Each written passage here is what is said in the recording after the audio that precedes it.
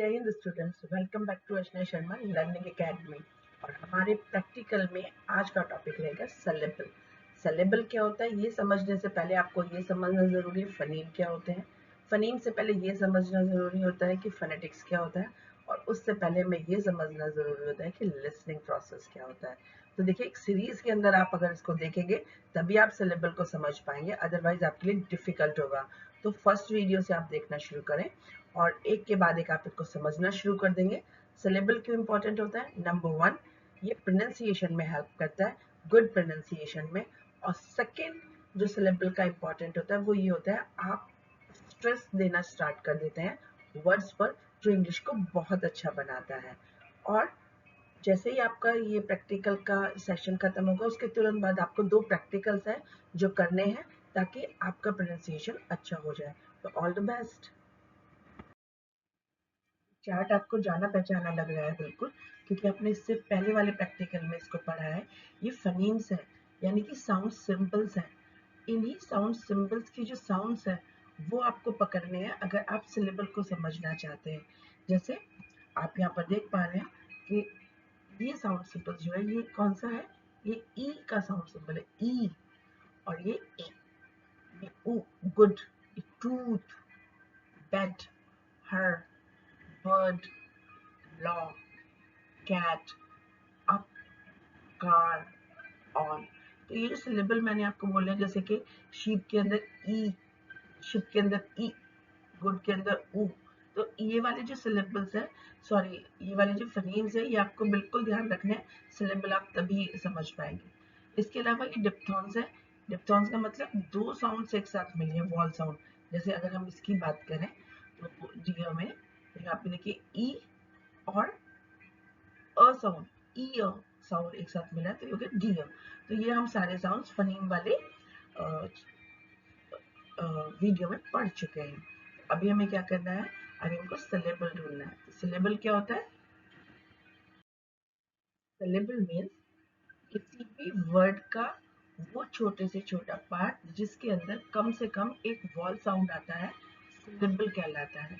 और एक शब्द के अंदर एक सिलेबल भी हो सकता है, या एक शब्द के अंदर 2, 3, 4, 5, 6, डिपेंड करता है शब्द के अंदर कितने वॉल साउंड्स आ रहे हैं, यानी कितने फनेम्स हैं।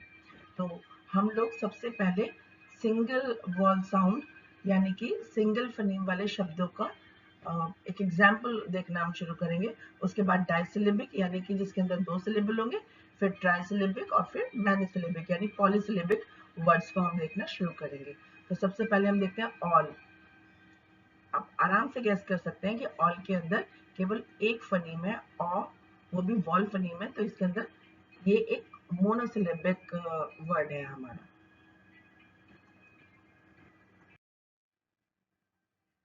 डू मोनोसिलेबिक वर्ड है क्योंकि इसके अंदर केवल एक वॉल फनीम आ रहा है, यानी कि वॉल साउंड एक ही आ रही है। मी, ई साउंड एक है, मोनोसिलेबिक।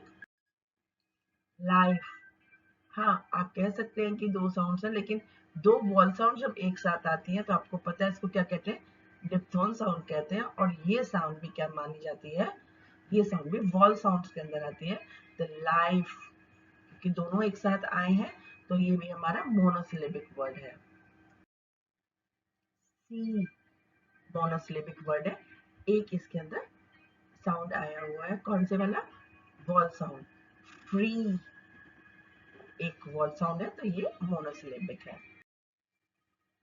ऑयल, फिर से डिप्थोन आया, देखिए ओ आई आया हुआ है तो ऑय। तो देखिए वॉल साउंड अगर यहाँ पर आया है, फिर यहाँ पर एक कॉन्सोनेंट साउंड आ गया, फिर वॉल साउंड आ गया, तो ये अलग चीज हो गई।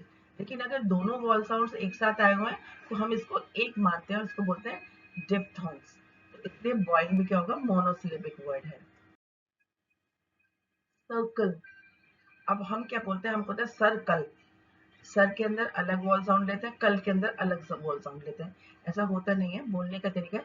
सर्कल, कल के बाद हमारे पास कोई भी वॉल साउंड नहीं है, इसके अंदर सिर्फ एक ही वॉल साउंड है, इसलिए ये मोनोसिलेबिक है। एक लेटर से लेकर 1 2 3 4 5 6 7 8 9 लेटर्स तक के इन सभी शब्दों को हम मोनोसिलेबिक कहेंगे। मोनोसिलेबिक क्यों कह रहे हैं? क्योंकि मोनोसिलेबिक का मतलब होता है इनके अंदर मोनो मीन्स एक ही सिलेबल पाया जाता है। तो कितनी वैरायटी आप देखिए, एक लेटर से लेकर 9 लेटर्स तक के बीच में एक ही वॉल साउंड आया हुआ है। So all these are monosyllabic. इनको बोलने का प्रैक्टिस आप करिए, आपके साउंड में केवल एक ही सिलेबल फनीम जो है आपके में एक ही वॉल फनीम आना चाहिए।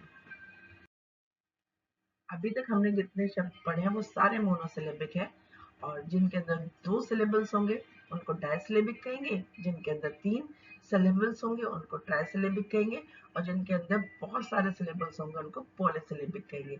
अब सिलेबल किस पर डिपेंड करते हैं आपको पता है, ये वॉल साउंड्स पर डिपेंड करते हैं। ये कभी भी लेटर्स पर डिपेंड नहीं करते हैं, ए ई आई ओ यू पर, ये साउंड्स पर डिपेंड करते हैं, साउंड क्या आ रहा है। और वॉल साउंड्स को हम क्या बोलते हैं, हम इनको बोलते हैं वोल्फनीम्स।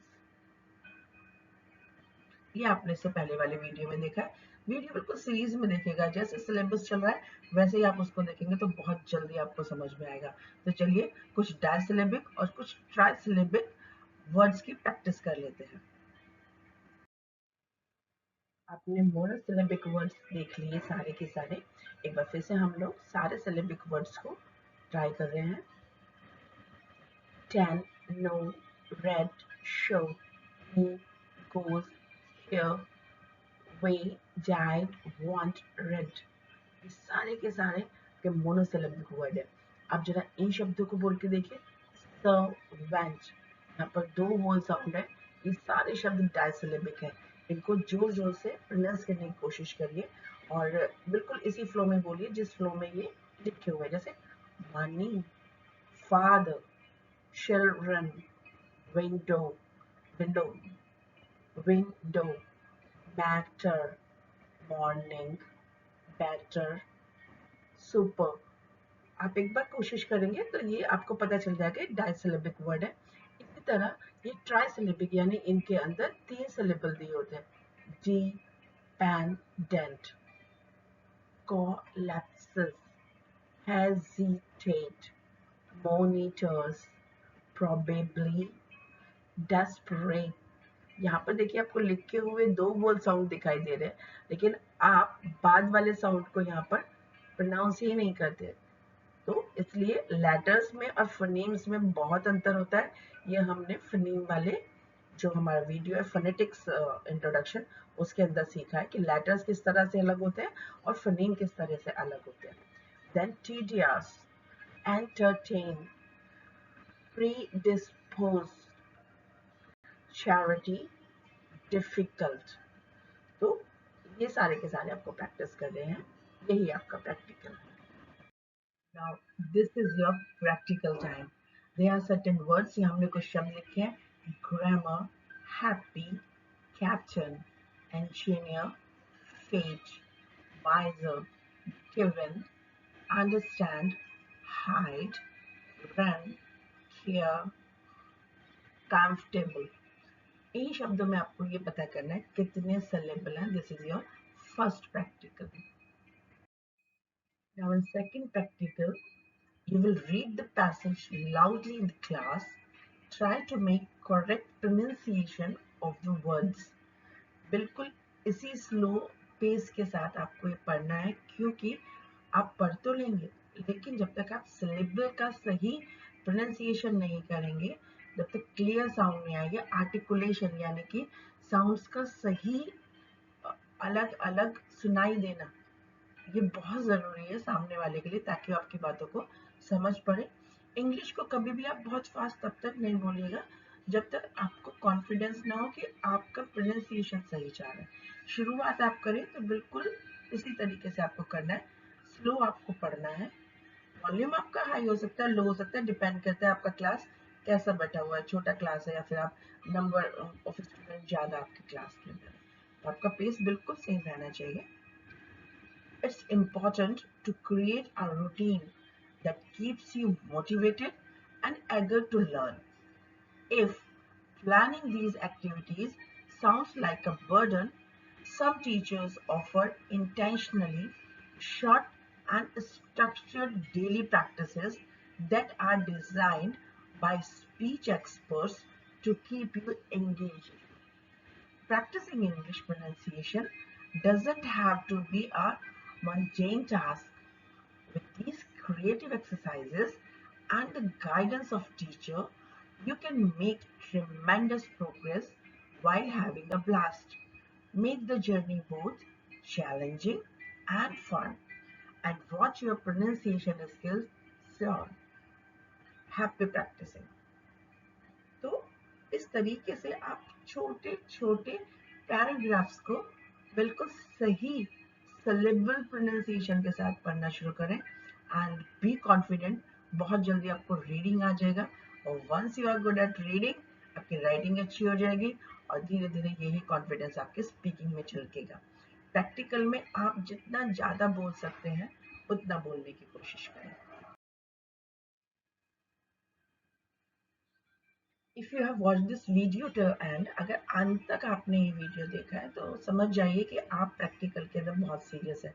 और once you are serious in practical, believe me, आपका थियोरी भी स्ट्रॉन्ग होने वाला है और आपका जो क्लास के बाहर का इंटरेक्शन है सब लोगों से वो भी बहुत अच्छा हो जाएगा धीरे धीरे इंग्लिश लैंग्वेज में. So watch the videos starting from the first one till the end, क्योंकि सारे के सारे वीडियोस एक सीरीज में है. अगर आपने कोई एक वीडियो मिस कर दिया तो बाकी वीडियोस को आप ध्यान से नहीं समझ पाएंगे.